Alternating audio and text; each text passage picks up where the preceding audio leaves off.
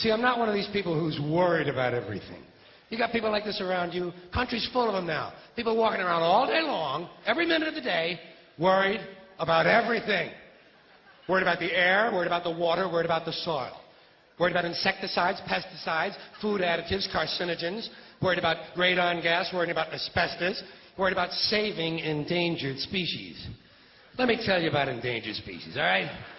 Saving endangered species is just one more arrogant attempt by humans to control nature. It's arrogant meddling. It's what got us in trouble in the first place. Doesn't anybody understand that? Interfering with nature. Over 90%, way over 90% of all the species that have ever lived on this planet, are gone. They're extinct. We didn't kill them all. They just disappeared. That's what nature does. They disappear these days at the rate of 25 a day. And I mean regardless of our behavior. Irrespective of how we act on this planet, 25 species that were here today will be gone tomorrow. Let them go gracefully. Leave nature alone. Haven't we done enough? We're so self-important. So self-important. Everybody's going to save something now. Save the trees, save the bees, save the whales, save those snails. And the greatest arrogance of all, save the planet. What? Are these fucking people kidding me? Save the planet? We don't even know how to take care of ourselves yet.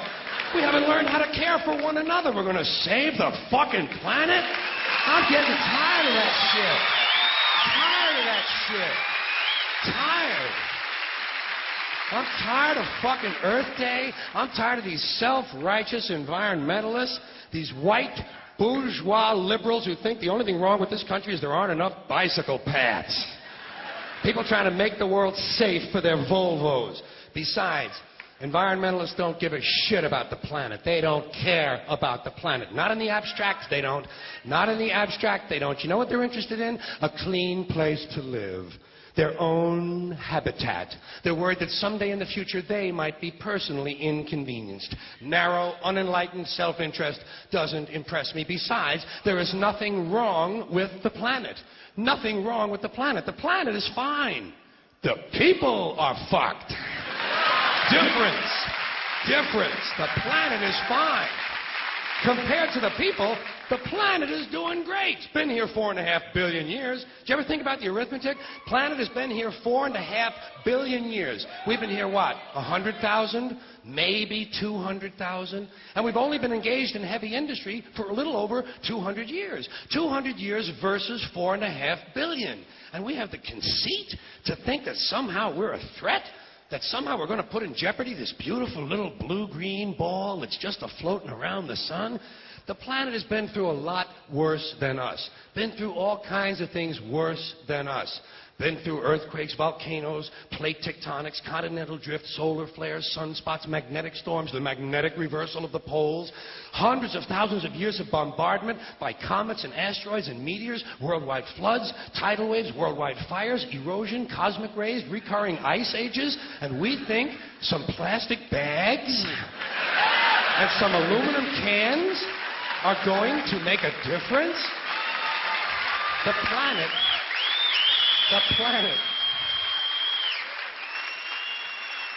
planet isn't going anywhere. We are. We're going away. Pack your shit, folks. We're going away. And we won't leave much of a trace either. Thank God for that. Maybe a little styrofoam. Maybe. Little styrofoam. Planet will be here and we'll be long gone. Just another failed mutation. Just another closed-end biological mistake. An evolutionary cul-de-sac. The planet will shake us off like a bad case of fleas. A surface nuisance. You want to know how the planet's doing?